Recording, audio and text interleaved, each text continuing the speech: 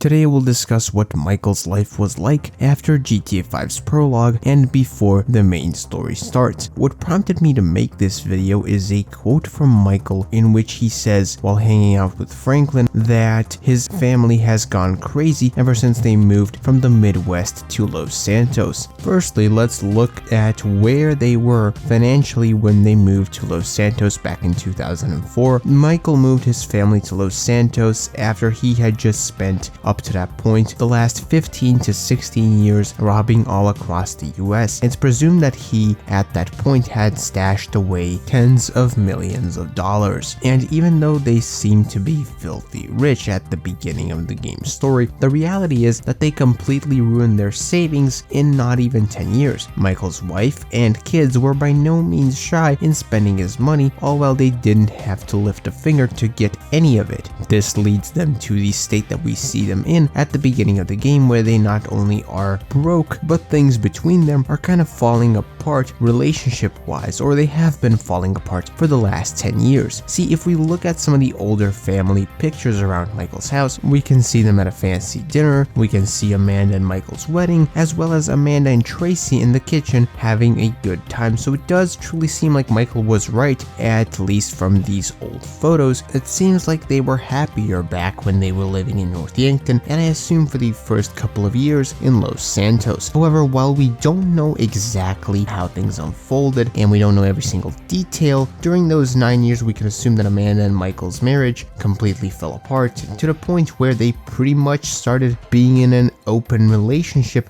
by the time the game rolls around. Of course, over the years they became more and more open about their affairs and whatnot, like I said, eventually leading to the point of them being in an open relationship by the time we meet them. So their marriage fell apart. Amanda kept spending his money while they grew more and more distant and less tolerant of each other by the day. Real quick though, if you're enjoying this video right now, please leave a like, comment, and subscribe to the YouTube channel. We're trying to get to 2,000 subscribers, and also check out my second Kingdom Hearts channel that's going to be down in the description. In terms of Michael's dynamic with his kids, I always felt like Michael wasn't really that present as a parent and never really knew how to communicate with his kids, or he really put any effort in it. That combined with them not doing anything with their lives while spending Michael's money was also an issue. While it does seem from pictures and Michael's stories that things were different at one point, those 9 years of his kids being given everything that they wanted and probably not spending much time with Michael in general completely messed up Michael's chance to build any kind of relationship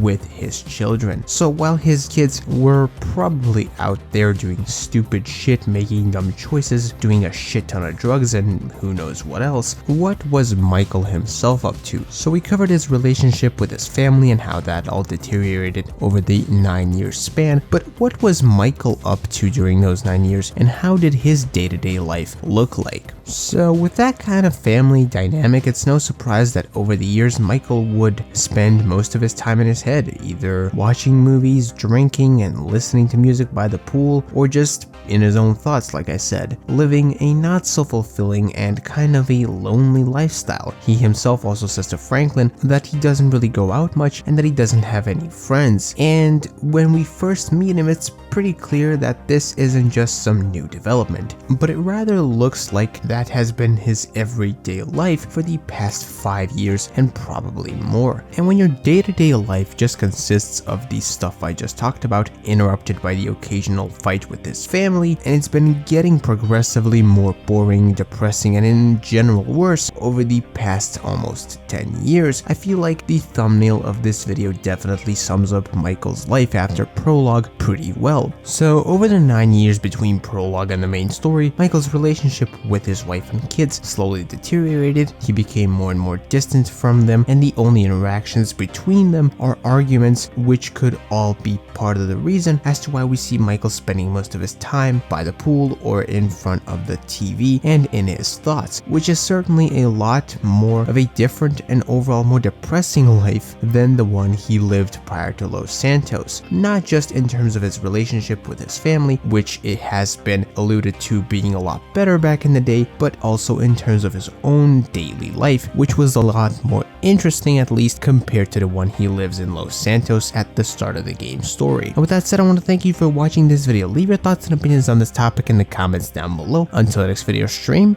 bye bye.